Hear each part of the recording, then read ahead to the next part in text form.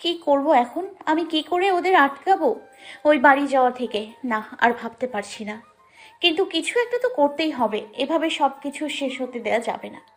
যদি সত্যিটা এখনই বাড়িতে জেনে যায় তাহলে সব শেষ হয়ে যাবে।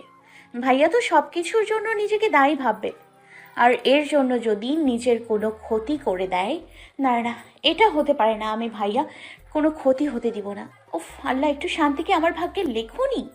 কি এমন পাপ করেছি আমি? কিসের জন্য এত শাস্তি দিচ্ছ আমাকে? কেন বারবার একে করে দিতে চাচ্ছ? সবাইকে তো কেড়ে নিয়েছো, এখন আবার ভাইকেও কেড়ে নিতে চাচ্ছ? না, আমি এটা কিছুতেই হতে দিব না, কিছুতেই না। মিষ্টু, কি হয়েছে? এমন করছো কেন? পেছন থেকে মিষ্টুর কাঁধে হাত রাখতেই মিষ্টু হাত ঝটকানা দিয়ে সরিয়ে দেয়। কাব্যর দিকে ফিরে তাকায়। এবার খুশি হয়েছেন তো? আপনার মনের আশা পূরণ হতে চলেছে। মানে কি বলছো এসব? কেন বুঝতে পারছেন না? আপনি আমাকে কষ্ট দেওয়ার জন্যই তো এখানে এসছেন। আমাকে কিভাবে তিলে তিলে শেষ করা যায় সেটা ভেবেই তো এসছেন, তাই না? সব কিছু কেড়ে নিয়ে আমাকে একা করে দিতে চাইছিলেন, যাতে সবাইকে হারিয়ে আমি নিজেকে শেষ করে দিই। প্রতিশোধ নিচ্ছেন না আমার থেকে, আপনাকে বিয়ে করে আপনার জীবন নষ্ট করার জন্য। কি বলছো এসব তুমি?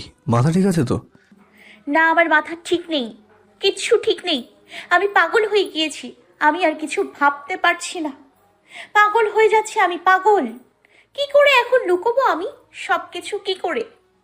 যখন সত্যিটা সবাই জানতে পারবে তখন কি বলবো আমি সবাইকে? যখন সবাই জানতে পারবে আমি শহর থেকে একেবারের জন্য চলে এসেছি ডিভোর্স দিয়ে, তখন কি হবে? তখন দেখো, তুমি আগে শান্ত হও। কিসের শান্ত হব আমি? কি করে হব? যখন আমার ভাই জানবে সে যাদের উপর ভরসা করে, এক কথায় তার বোনকে অন্যের হাতে দিয়েছিল, বোনের সুখের কথা ভেবে, বোন ভালো থাকবে ভেবে যেখানে বিয়ে দিয়েছিল, যার হাতে তার বোনের দায়িত্ব দিয়েছিল, সে তো বিয়ের রাতেই তার সব দায় দায়িত্ব অস্বীকার করেছে। শুধু তাই না, সে তো এই বিয়েটাই মানে না। আর মানবে কি করে? সে তো এই বিয়ে করতে বাধ্য হয়েছিল, তার বাবা তাকে বাধ্য করেছে একটা গ্রামের মেয়েকে বিয়ে করতে। যখন আমার ভাই এসব জানবে কি হবে তখন? শুধু তাই নয়, তার বোনকে গ্রামের মেয়ে হওয়ার অপরাধে তার আমেরিকার ফেরত স্বামী নিজের স্ত্রী হিসেবে পরিচয় দিতে লজ্জায় মাথা কাটা যায় যখন জানবে নিজের স্বামীর অফিসে তার বোনের পরিচয় সবার কাছে সে তার স্বামীর রক্ষিতা। আর এই রক্ষিতা উপাধির জন্য তার বোনকে কি কি সহ্য করতে হয়েছে, যখন সব কিছু সবার সামনে আসবে তখন কি করে আমি সামলাবো সব? কি করে, কি করে? ভাইয়া তো এগুলোর জন্য নিজেকে দায়ী করবে, নিজের উপরেই নেবে। আর যদি নিজেকে অপরাধী ভেবে উল্টাপাল্টা কিছু করে বসে নিজের সাথে, তখন আমি কি করব? কাব্যর নিচে বসে মিষ্টুর বাহুতে হাত রাখতেই মিষ্টু কাব্যকে ধাক্কা দিয়ে সরিয়ে দেয়। একদম ছোবেন না আমাকে, আমার কাছে আসার চেষ্টাও করবেন না আপনি। চলে যান এখান থেকে, আমি আপনার মুখ দেখতে চাই না। চলে যান, চলে যান আমার বাড়ি, আমার জীবন, সব কিছু থেকে চিরদিনের জন্য চলে যান। প্লিজ চলে যান, মুক্তি দিন আমাকে। মিষ্টু, মিষ্টু, প্লিজ আমার কথাটা শোনো। প্লিজ, তুমি যা ভাবছো এমন কিছুই হবে না। আমি সব সামলে দেবো, একটু বিশ্বাস করো আমায়। আপনি কি আমার কথা বুঝতে পারছেন না? আমি চাই না আপনার কোনো সাহায্য। আপনি যদি সাহায্য করতে চান তো আমাকে মুক্তি দিন, এটাই আপনার আমার উপর অনেক বড় সাহায্য হবে। এভাবে বলো না প্লিজ, আমি তোমাকে ছাড়তে পারবো না। ভালোবাসি তোমায় খুব। প্লিজ যাও, যে তার জন্য ক্ষমা করে দাও, ফিরে চলো আমার সাথে। কখনো না মিস্টার চৌধুরী, সেটা সম্ভব না। আমি কখনো আপনার সাথে ফিরে যাব না, শুনেছেন আপনি? আপনার জন্য ভালো হবে ফিরে যান। মিষ্টু, আর একটা কথা শুনতে চাই না আমি এখন আমার চোখের সামনে থেকে। প্লিজ চলে যান, আপনাকে এখন আমার অসহ্য লাগছে। প্লিজ চলে যান এখান থেকে, আমি হাত জোড় করছি, প্লিজ। কাব্য আর কথা না বাড়িয়ে উঠে চলে যায়, আর কাব্যকে রুম থেকে বের হতে দেখতেই ছোট মা লুকিয়ে পড়ে। হ্যাঁ, ছোট মা কাব্যর পিছু পিছু আসে নিজের রুমে যাওয়ার জন্য, কিন্তু মিষ্টুর কথা শুনে দাঁড়িয়ে যায়। কাব্য যাওয়ার পর তিনিও নিজের রুমে চলে যায়, আর মিষ্টু কান্নায় ভেঙে পড়ে। কেন করলেন আমার সাথে এমন? কেন করলেন? কি এমন অপরাধ ছিল আমার? আমি গ্রামের মেয়ে বলে সত্যি কি একটু সম্মান কি দেওয়া যেত না আমাকে? আপনার কাছে তো বেশি কিছু চাইছি না, শুধু একটু পরিচয়, একটু সম্মান, এছাড়া তো কিছুই চাইনি। আমি এতটাই কি অযোগ্য ছিলাম? সত্যি কি আমার পরিচয় দেওয়া যেত না সবার কাছে? তাহলে ফিরে এলেন কেন? কেন আবার সব কিছু এলোমেলো করে দিলেন আমার? কেন? আমি তো সব কিছুর মায়া চিরতরে ছেড়ে দিয়েছিলাম।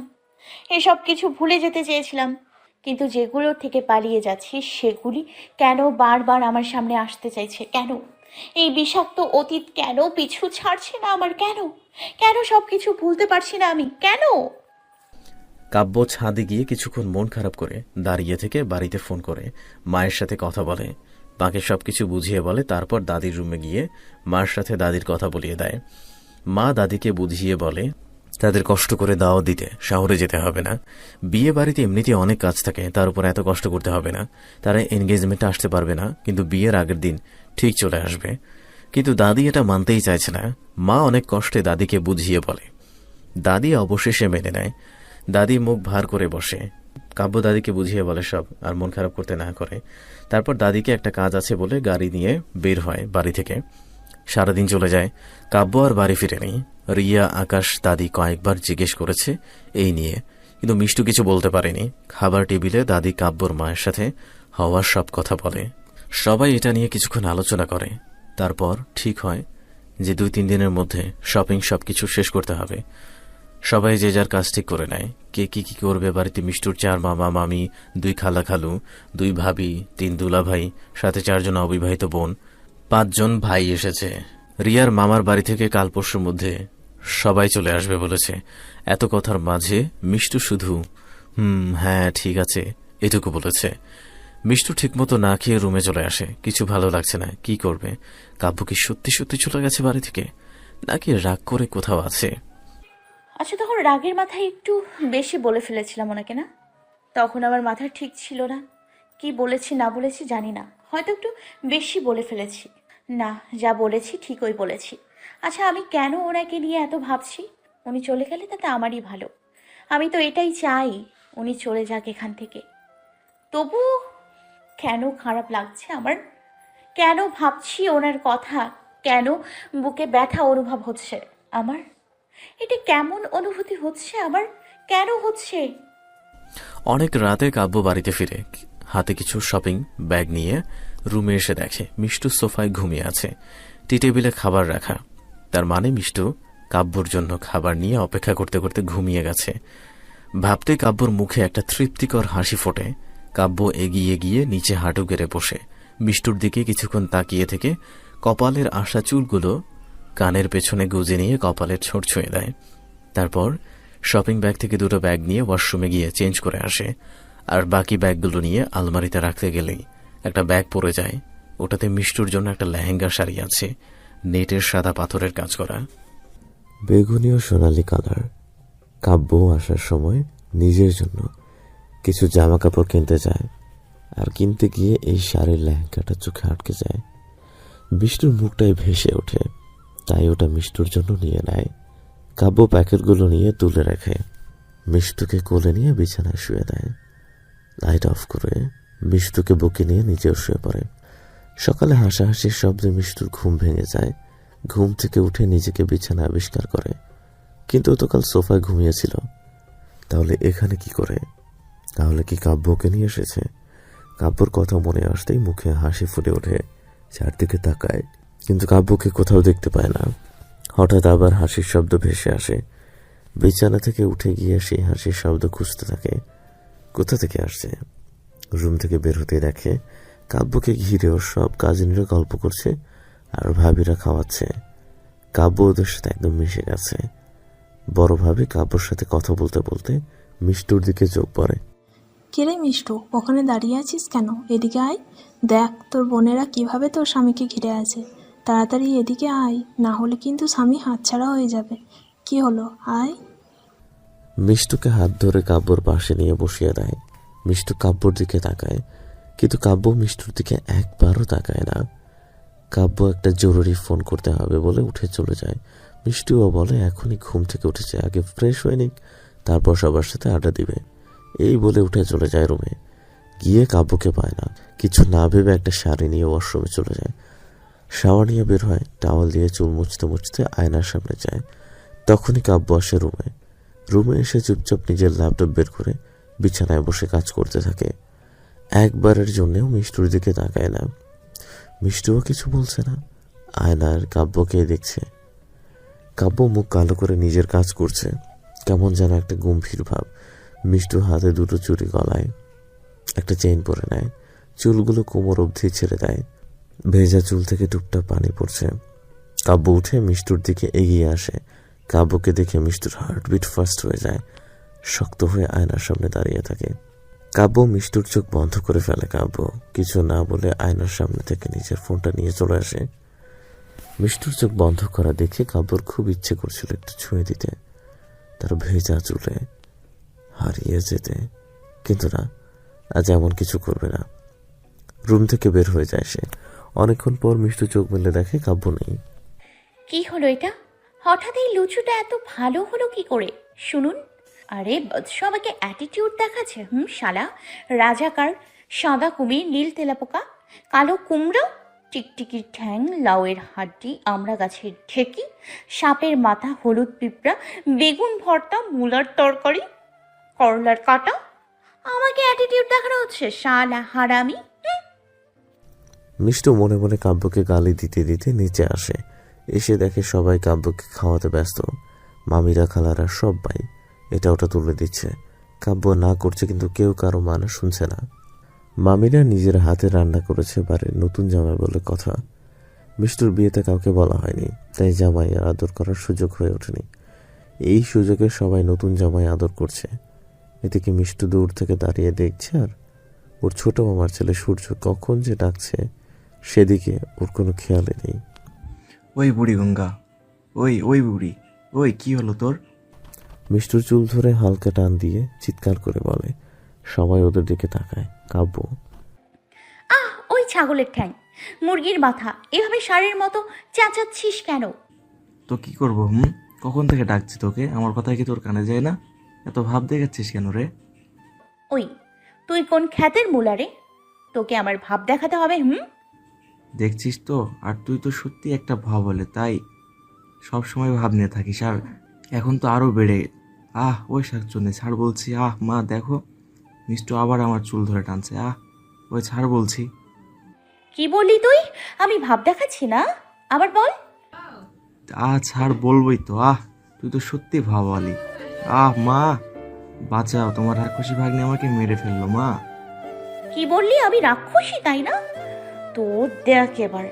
আর ওই তুই নিজেকে কি মনে করিস রে? হ্যাঁ, তোর মতো ফকির চদকে আমি কোন দুঃখে ভাব দেখাতে যাব রে?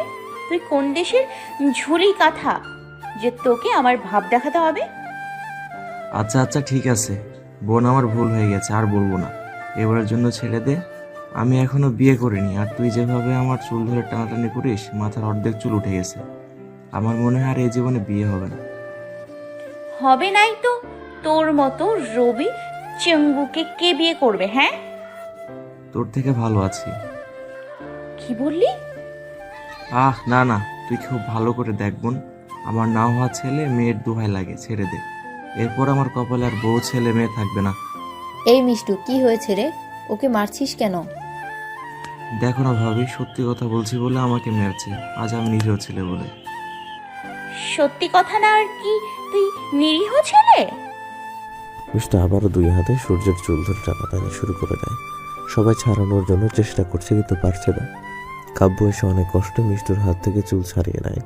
মিষ্টু আবার চুল ধরতে গেলে কাব্য মিষ্টুর হাত শক্ত করে ধরে ফেলে। কাব্য মিষ্টুর হাত ধরছে, তবু সূর্যকে মারার চেষ্টা করছে। উফ, আল্লাহ বাঁচিয়েছে। দুলা ভাই, আপনি এই জল্লাদ বউকে কিভাবে সামলান? আল্লাহ গো, আমার মাথা ঘুরছে। ভাবি, আপু, আমার মাথায় পানি দাও, আমি ফিট খেলাম গো।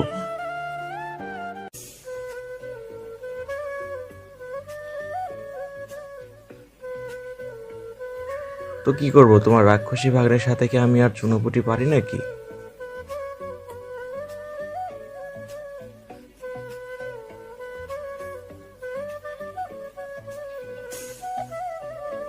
আরে আমি তো ধ্যাত, তোমাকে বলে আর কি হবে? তোমার মেয়ে তো সবসময় ভালো, আর আমি দোষী। আচ্ছা মা, একটা সত্যি কথা বলো তো, আমি কি সত্যি তোমার ছেলে নাকি হাসপাতালে পাল্টে গিয়েছিলাম?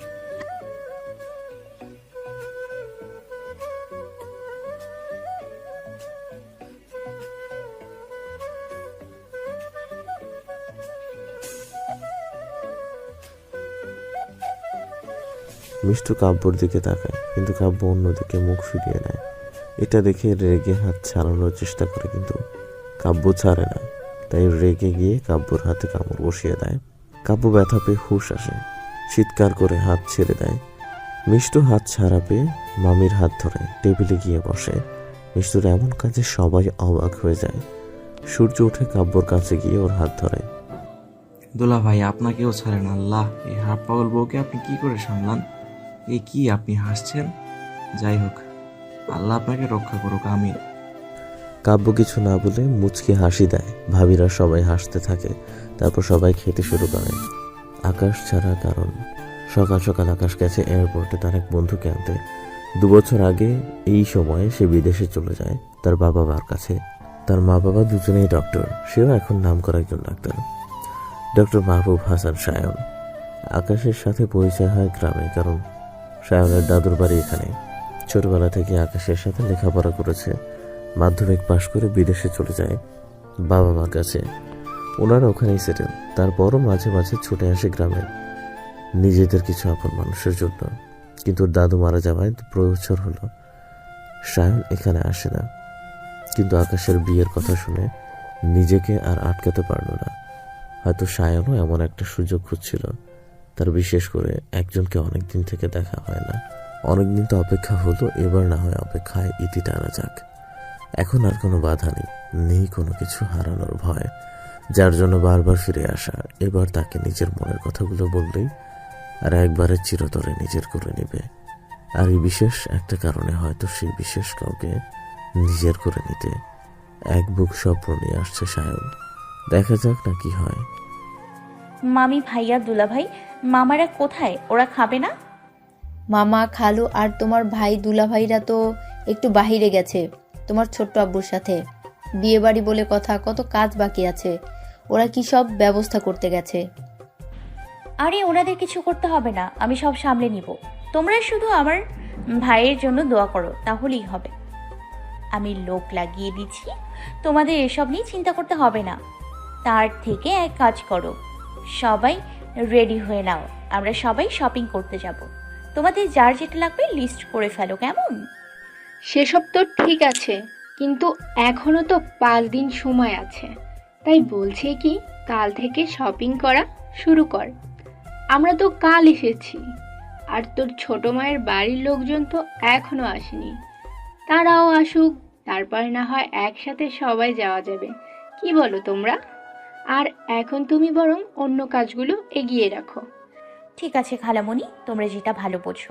আচ্ছা, আমি বরং বাকি সব ব্যবস্থা করে নিচ্ছি। বাহ, তুই তো দেখছি অনেক বড় হয়ে গেছিস রে বুড়িগঙ্গা। তো তোর মতো মিনি বাস হয়ে থাকবো নাকি?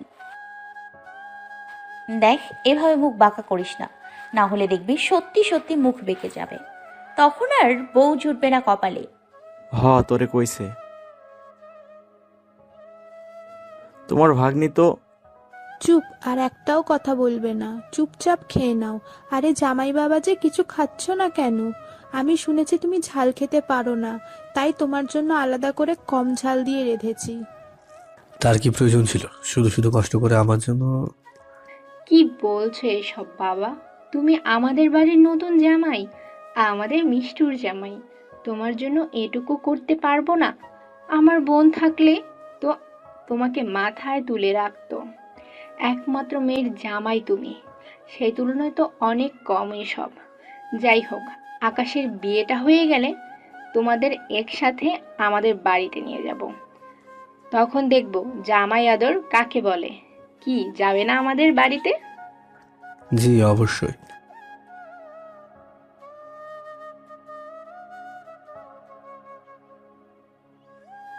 না না মামি, তার কোনো প্রয়োজন হবে না, আমার এগুলোতেই হবে। তাহলে খাচ্ছ না কেন? নাকি লজ্জা পাচ্ছ? মামাতো বোন রিমি, তাই তো? এই দুলাভাই, খাচ্ছেন না কেন? আরে লজ্জার কি আছে এখানে? খান তো খান, নিন খান। আরে আমরা কি আপনার পর নাকি? আরে আমি কি তা বলেছি নাকি? তোমরা পর হতে যাবে কেন? আর তাছাড়া তোমাদের কাছে লজ্জার কি আছে? আমি মোটেও লজ্জা পাচ্ছি না, এই তো খাচ্ছি। আসলে কি বলতো, এতদিন জীবনটা কেমন একটা বোরিং টাইপের ছিল। শালিকাদের ছাড়া সত্যি জীবনটা বেদনা হয়। তাই নাকি দুলাভাই? এখন এখন আপনার আর কোনো চিন্তা নেই, আমরা তো আছি। আপনার যখন যা লাগবে আমাদের বলবেন, আমরা সব সময় হাজির আছি। হ্যাঁ অবশ্যই শালি সাহেবারা। কাব্য ওদের সাথে হেসে হেসে কথা বলছে আর খাচ্ছে। মিষ্টুর দিকে একবারের জন্য তাকায়নি। এদিকে মিষ্টু ওদের দিকে রাগী চোখে তাকিয়ে আছে আর মনে মনে কাব্যর 14 গোষ্ঠী উদ্ধার করছে। খুব এসে কথা হচ্ছে না শালা লুইচ্ছা। মেয়ে দেখলে হুঁশ থাকে না না, ইচ্ছে করছে মুখ ভেঙে দিই। শালা মীর জাফর আমার দিকে একবার ফিরেও তাকাচ্ছে না। তাকাবে কেন? আমি তো এখন পুরাতন হয়ে গেছি না, এখন তো আমাকে চোখে পড়বেই না। নতুন নতুন সুন্দরী মেয়ে পেয়ে গেছে না, এখন তো আমাকে ভালো লাগবেই না। এই আমি এগুলো কি বলছি? ছি ছি ছি। এই জাহার নামে যাক, ওই জাহার নামে যাক, যেটা ইচ্ছে করুক, আমার কি? একটু পর দেখো কেমন হেসে হেসে কথা বলছে, আর এমন ভাব করছে যেন পৃথিবীতে ওরা ছাড়া আর কেউ নেই। পৃথিবীটা শুধু শালি দুলাভাইয়ের জন্য, আর আমরা তো এলিয়েন মঙ্গল গ্রহে থাকি। এখানে পিকনিক করতে এসছি, পিকনিক করে আবার চলে যাব। যত সব আজারা পাবলিক দেখলে গা জ্বলে যায়। আর আবার বোনগুলো হয়েছে সব কটা। বুঝছি কিভাবে গায়ে পড়ে কথা বলছে। আহা কি দরদ, খাবার তুলে তুলে দিচ্ছে, পারলে যেন খাইয়ে দেবে এমন অবস্থা। আর এই লুচুটাও তো ওদের সাথে তাল মেলাচ্ছে। ইচ্ছে করছে সব কটাকে গরম তরকারিতে ডুবিয়ে মারি। শালা সব কটা রাজাকার আমার কপালেই জুটে। ধ্যাৎ, ভাল লাগে না। মিষ্টু আর ওদের এসব দেখে সহ্য করতে না পেরে রেগে উঠে দাঁড়ায়। মিষ্টুকে দাঁড়াতে দেখে সবাই মিষ্টুর দিকে তাকায়। হ্যাঁ মামি, ভালো হয়েছে, কিন্তু আমি এখন খেতে পারবো না। আসলে আসলে কি জানো, ও হ্যাঁ, আসলে ভাইয়াকে ফোন করতে হবে। আজ নাকি সায়ন ভাইয়া আসছে, তাকে নিয়ে এয়ারপোর্টে গিয়েছে। এই সায়নটা আবার কে? ভাইয়ার ছোটবেলার বন্ধু, আগে আমাদের এখানেই মানে এই গ্রামেই থাকতো, আর বেশিরভাগ সময় আমাদের বাড়িতেই থাকতো। কিন্তু তারপর উনি বিদেশ চলে যান, আর ওখানে ডক্টরি নিয়ে পড়ালেখা করেন, আর এখন তো অনেক বড় ডক্টর হয়েছেন। গত 2 বছর থেকে উনি গ্রামে আসেননি, কিন্তু এখন হঠাৎ করে আসছে, আর ভাইয়ার বিয়ে উপলক্ষে আমাদের বাড়িতে থাকতে বলেছে ওনাকে ভাইয়া। তাই এই বাড়িতেই সরাসরি আসছে, আর এখানেই থাকবে বিয়ে অবধি। আর ভাইয়া বলেছিল হয়তো এবার এসে নিজের বিয়েটাও সেরে ফেলবে। মানে উনি কাউকে পছন্দ করেন নাকি এখানে? হয়তো, ঠিক জানি না, কিন্তু অনেকদিন আগে ভাইয়ার সব বন্ধুরা যখন আমাদের বাড়িতে আড্ডা দিতে এসেছিল, তখন শান্ত ভাইয়া মুখ ফসকে বলেছিল উনি নাকি ছোটবেলা থেকেই কাউকে ভালোবাসে, কিন্তু বলতে পারিনি মেয়েটিকে। হয়তো বেকার ছিল তাই, কিন্তু এখন তো উনি ডক্টর, এখন হয়তো ওনার মনের কথাগুলো বলে সেই মেয়েটিকে নিজের করে নেবে। ওয়াও, ইন্টারেস্টিং তো। আচ্ছা, মেয়েটির নাম কি? জানি না, এখনো বলেনি, ভাইয়াও জানে না। সেদিন শান্ত বলতে চেয়েছিল, কিন্তু উনি বলতে দেয়নি, এড়িয়ে গেছে। উনি সব কথা নিজের মনে চেপে রেখে দিয়েছে। জানিস, আমার তো বিশ্বাস হয় না সায়ন ভাইয়া কোনো মেয়েকে ভালোবাসতে পারে। কেন, উনি কি দেখতে খারাপ? আরে ধ্যাত, দেখতে খারাপ হতে যাবে কেন? উনি দেখতে যেমন ভালো, ঠিক তেমনই ওনার মনটাও খুব ভালো। আর সবচেয়ে বড় কথা, উনি মেয়েদের সম্মান দিতে জানে, কখনো কোনো মেয়েদের দিকে বাজে নজরে দেখেনি। আমি তো ওনাকে আজ অব্দি কোনো মেয়ের সাথে ঠিকভাবে মিশতেই দেখিনি, সব সময় মেয়েদের থেকে দূরে দূরে থাকতো। ভাব, যে ছেলে মেয়েদের থেকে সব সময় দূরে থাকে সেই ছেলে নাকি কাউকে ভালোবাসে। ভাবা যায় এটা? যাই হোক, মেয়েটি সত্যি খুব ভাগ্যবতী হবে, না হলে কি আর ওনার মতো ছেলের ভালোবাসা পায়? তোর কথা শুনে মনে হচ্ছে সত্যি এমন ছেলে পাওয়া ভাগ্যের ব্যাপার। আচ্ছা, তোর সাথে ওর কথা হয় না? বলবে না কেন? উনি তো আমার সাথে একদম বন্ধুর মতো। যখন আমাদের বাড়িতে আসতো তখন সায়ন ভাইয়া, আমি, আমার ভাইয়া 3 জনে একসাথে খেলতাম, আড্ডা দিতাম, ঘুরতে যেতাম, খুব মজা হতো আগে। জানিস, আমাকে ভাইয়া যখনই ঘুরতে নিয়ে যেত, সায়ন ভাইয়া তো সব সময় আমাদের সাথে থাকতো। ওনার বাবা মাও অনেক ভালো, আমাদের 3 জনকে একদম নিজের ছেলে মেয়ের মতো আদর করতো। এক মিনিট, আমার কিন্তু সন্দেহ হচ্ছে, কোথাও এমন তো নয় যে সায়ন তোকে ভালোবাসে। সূর্য কথাটা বলার সাথে সাথে মিষ্টু একটা থাপ্পড় মারে মাথায়, আর এদিকে কাব্যর মুখ কালো হয়ে যায় মিষ্টুর মুখে অন্যের প্রশংসা শুনে। ওই তুই কি ভালো হবি না? সব সময় শুধু বাজে কথা। ওই তুই কথায় কথায় মারিস কেন রে? আমার যা মনে হলো তাই তো বললাম। আবার বাজে কথা বলছিস? তোর ছোট্ট মনে এ সব বাজে কথা ছাড়া আর কি বা মনে হতে পারে? আচ্ছা মিষ্টু, উনি কি জানে তোর বিয়ে হয়েছে? কেন? আরে বল না। না, ওনার সাথে তো 2 বছর ধরে কোনো যোগাযোগ নেই আমাদের। ফোনেও কথা হয় না। শুনেছি খুব ব্যস্ত থাকে নিজের লেখাপড়া নিয়ে। জেদ ধরেছে নাকি ভালো ডাক্তার হয়ে দেখাবে। সব সময় লেখাপড়া নিয়েই থাকে, কারোর সাথে কথা বলে না। আর তাছাড়া আমার বিয়েতে তো কাউকে সেভাবে বলা হয়নি, তাই আমার বিয়ে নিয়ে কিছু জানে বলে মনে হয় না। আর ভাইয়া এখনো বলেনি। ভাইয়া নাকি একবারে বাড়িতে এসে বলে চমকে দেবে। দেখ, এমন হবেই বলছি না, কিন্তু হতেও তো পারে। সূর্য যা বলছে ঠিক। এমন তো অনেক গল্পে সিনেমায় দেখা যায়। বন্ধুর বোনকে না, মানে ধর সত্যি যদি এমন কিছু হয় তো। মিষ্টু রেগে রিমির দিকে তাকিয়ে কিছু বলতে যাবে, অমনি কাব্যর দিকে চোখ যায়। কাব্য যেন মিষ্টুর মুখ থেকে উত্তরটা শোনার জন্য আগ্রহ নিয়ে তাকিয়ে আছে। মিষ্টু কাব্যর তাকানো দেখে বাঁকা হাসি দেয়। এতক্ষণ অনেক জ্বালিয়েছে মিষ্টুকে, এবার কাব্যের জানার পালা। মিষ্টু লজ্জা মাখা একটা হাসি দিয়ে নিচের দিকে তাকিয়ে বলে, সত্যি যদি এমন হয় তো খুব ভালো হবে। আমার তো ছোটবেলা থেকেই সায়ন ভাইয়াকে খুব ভালো লাগে। ওনাকে যে মেয়ে পাবে সে তো ভাগ্যবতী হবে। উনি একদম সব দিক থেকে পারফেক্ট। ওনাকে কোনো মেয়েই না করতে পারবে না। আমি তো কখনো না। উনি যদি এখনই হ্যাঁ বলেন তো আমি সব কিছু ছেড়ে ওনার হাত ধরে চলে যেতে পারবো। কাব্যর দিকে তাকাতেই মিষ্টুর মুখ বন্ধ হয়ে যায়। কাব্য রেগে চোখ মুখগুলো লাল করে তাকিয়ে আছে, হাত শক্ত করে মুষ্টিবদ্ধ করে মিষ্টুর দিকে তাকিয়ে আছে। চোখ দিয়ে কোনো মিষ্টুর দিকে তাকিয়ে আছে, তার চোখ দিয়ে যেন আগুন ঝরছে। এই আগুন দিয়ে যেন মিষ্টুকে জ্বালিয়ে পুড়িয়ে শেষ করে দেবে আজ। যাই হোক, পরেরটা পরে দেখা যাবে। আমি এখন আসছি। দুলা ভাই, বি কেয়ারফুল, মেয়েদের কোনো বিশ্বাস নেই। মামির ধমক শুনে সূর্য চুপচাপ খেতে শুরু করে। মিষ্টু তাড়াতাড়ি করে কাউকে কিছু বলার সুযোগ না দিয়ে নিজের রুমে চলে আসে। এসে বিছানায় বসে এক গ্লাস পানি সম্পূর্ণ একদমে খেয়ে নেয়। আল্লাহ, এখন কি হবে? রাক্ষসটা তো মনে হয় খুব রেগে গেছে আমার উপর। এমনিতেই কাল থেকেই তো রেগে আছে, কথাও বলছে না। তার উপর আজ একটু বেশি বলে ফেলেছি মনে হয়। যেভাবে তাকিয়েছিল মনে হয় আমাকে কাঁচা খেয়ে ফেলবে। না না, তার থেকে ভালো আল্লাহ দড়ি ফালাও, আমি উঠে যাই প্লিজ। হঠাৎ দরজা বন্ধ করার আওয়াজে চমকে উঠে দাঁড়িয়ে যায়। পেছনে তাকিয়ে দেখে কাব্য দরজা বন্ধ করে রাগী চোখে এগিয়ে আসছে মিষ্টুর দিকে। মিষ্টু দরজা বন্ধ করা দেখে আত্মা কাঠ হয়ে যায়। দরজা থেকে চোখ সরিয়ে কাব্যর দিকে চোখ যায়।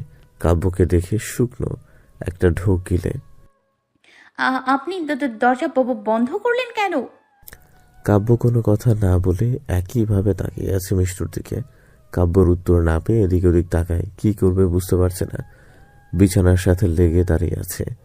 কাব্য যে খুব রেগে আছে এটা ঠিকই বুঝতে পারছে। কাব্য একদম মিষ্টুর সামনে চলে আসে। আর কিছু না ভেবে কাব্যকে পাশ কাটিয়ে যেতে ধরলে সে হাত ধরে সামনে এনে দাঁড় করায়। মিষ্টু হাত ছাড়িয়ে যেতে চাইলে ধাক্কা দিয়ে বিছানায় ফেলে দেয়। সাথে সাথে উঠতে গেলে বিছানার সাথে দুহাত শক্ত করে চেপে ধরে। কি হচ্ছে কি? ছাড়ুন। কি বলছিলে তখন টেবিলে? হ্যাঁ, কি বলেছি আমি? কেন মনে নেই? দেখুন, আমি যাই বলি না কেন তাতে আপনার কি? আপনি সরুন আমার উপর থেকে। আমার আমাকে রাগিও না, সেটা তোমার জন্য ভালো হবে না। সহ্য করতে পারবে না তুমি। আমার ভালো খারাপ আপনাকে ভাবতে হবে না। আমার যা ইচ্ছে তাই করব, তাতে আপনার কি? আপনি যান না, অন্যকে নিয়ে ভাবুন। আমাকে নিয়ে ভাবতে হবে না। প্রয়োজন হলে টেবিলে যা বলেছি তাই করুন। একদম চুপ। আমাকে ছেড়ে অন্যের সাথে চলে যাবে বলার সাহস হয় কি করে তোমার? হ্যাঁ বলো। আমি চুপ করে আছি বলে কি ভেবেছো তুমি? তোমাকে কিছু বলছে না বলে যা ইচ্ছে তাই করবে? খুন করে ফেলো তোমার একদম। আমি যেমন হই না কেন, আমি তোমার স্বামী। সারা জীবন আমার সাথে থাকতে হবে তোমার, বুঝেছো? আর একটা বাজে কথা মুখে আনলে শেষ করে দেবো একদম।